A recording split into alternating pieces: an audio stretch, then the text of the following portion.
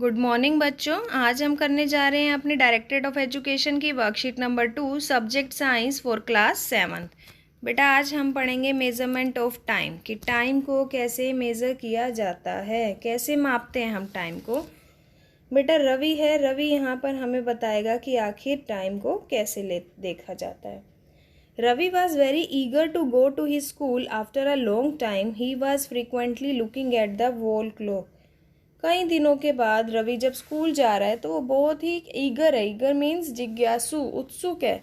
बहुत उसके मन में चंचलता आ रही है कि कब टाइम होगा, कब टाइम होगा। और वो बार बार किसको देख रहा है बेटा? वॉल क्लॉक, दीवार घड़ी को देख रहा है।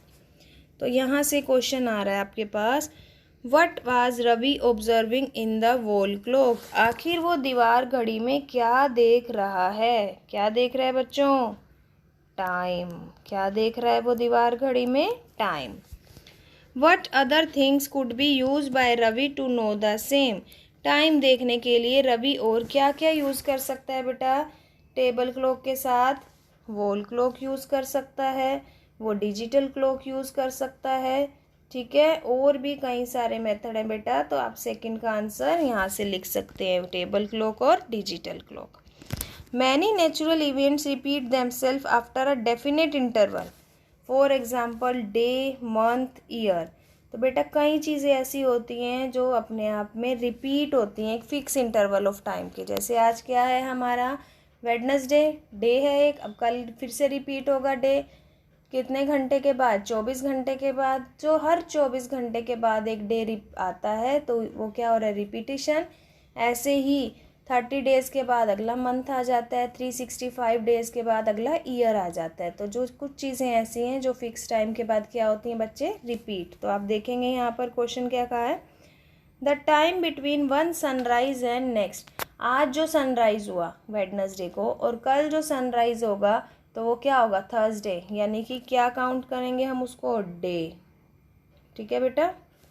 The time duration from one new moon to the next, उसे हम क्या बोलते हैं? मंथ। अगर इस महीने में एक पूर्णिमा आई है तो दूसरी पूर्णिमा कहाँ आएगी? नेक्स्ट मंथ में आएगी ना। तो क्या बोलते हैं हम उसको? एक month. Next, the time taken by earth to complete the one revolution. तो बच्चे अर्थ अपना पूरा एक रेवोल्यूशन कितने टाइम में करती है? 365 डेज में। और उसे हम क्या बोलते हैं? ईयर की, एक साल में। ओके, आगे देखेंगे। Clocks and watches are the most common time measuring device. की वॉच जो हम यूज़ करते हैं, आप रिस्ट वॉच भी यूज़ करते हो, क्या देखने के काम आती है? वो टाइम। तो टाइम जो है वो क्लॉक और वॉच टाइम देखने के काम आती हैं बेटा। क्लॉक्स जो हैं वो अलग अलग होती हैं। देखिए यहाँ पर आपको दिखाया हुआ एक सिंपल पेंडुलम क्लॉक है और एक क्या है? ऑसिलेटरी मोशन दिखा रहा है। ये जो बॉब है ये ए पोजीशन तक जाएगा और बी पोजीशन तक। तो ये बार बार अपनी मेन पोजीशन से टू एंड फ्रो मूव कर रहा है, तो इसे बोलते हैं हम periodic motion. One of the most well known periodic motion is that of simple pendulum.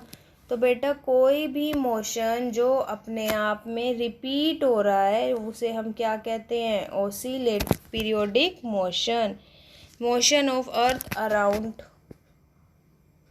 Motion of swing.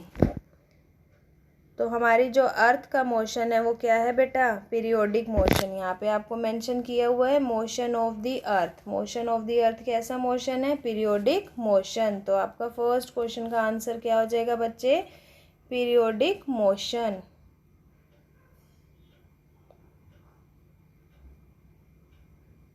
ठीक है। To and fro motion of a simple pendulum is periodic oscillatory motion. Pendulum अपना एक oscillation कब complete करेगा? जब वो ए से B पर वापस आ जाएगा। The time taken by the pendulum to complete one revolution. Pendulum बेटा एक ऑसिलेशन को कंप्लीट करने में जो टाइम लेता है उसे क्या बोला जाता है? Time period.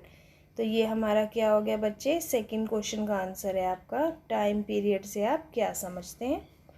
What are the benefits of doing work on the time. तो बेटा अगर हम अपना काम सारा टाइम पर करते हैं तो उससे हमें क्या बेनिफिट होता है? First, it save our energy and second it saves our time.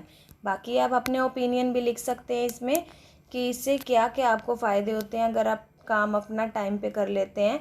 It also give us confidence, it also give us a time limit. तो बेटा काम जब भी हम समय पर करते हैं तो उससे हमें खुशी मिलती है, हमारा काम समय पर हो गया, इससे हमारे समय की बचत होती है, इससे हमारा जो है एक मेंटल टेंशन कम हो जाता है, इससे हमारा कॉन्फिडेंस बढ़ता है। ठीक है बच्चे, तो काम हमेशा हमें कब करना चाहिए, टाइम पर ही करना चाहिए।